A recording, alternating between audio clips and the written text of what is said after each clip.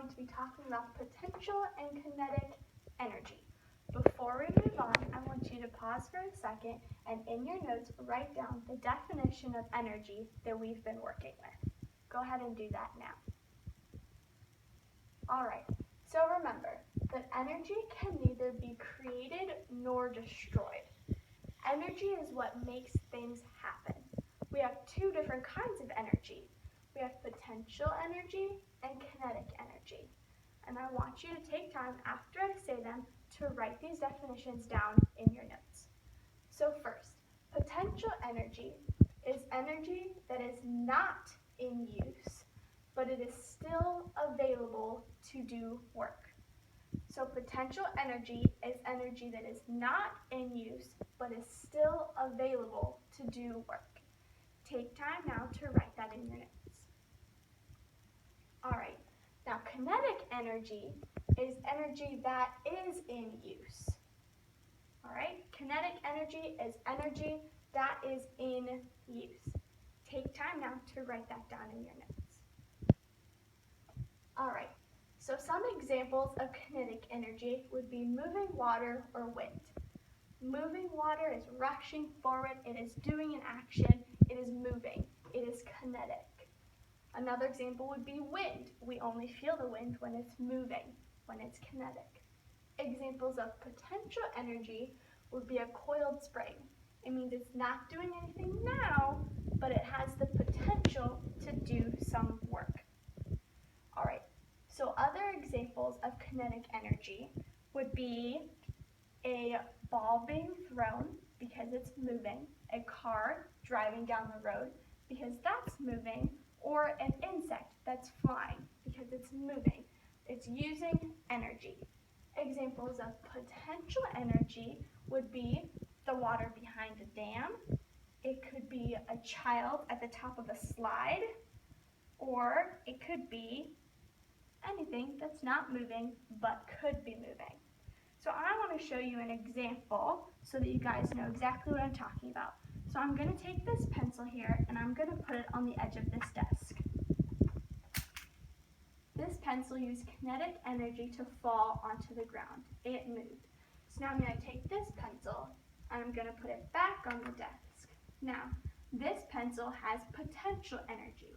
It could move. It could use energy to fall on the floor, but it's not.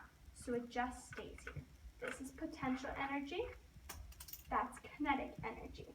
Another example would be if you were to ride on your bike up this hill. So starting here, if you're riding a bike and you're starting here, you're using kinetic energy to go up the hill and stop right here. Now if you're stopped right here, are you using kinetic energy? No, because you're stopped. You're not in motion. Your energy is not in use, therefore you have potential energy. But if you're going back down the hill, then you're using kinetic energy.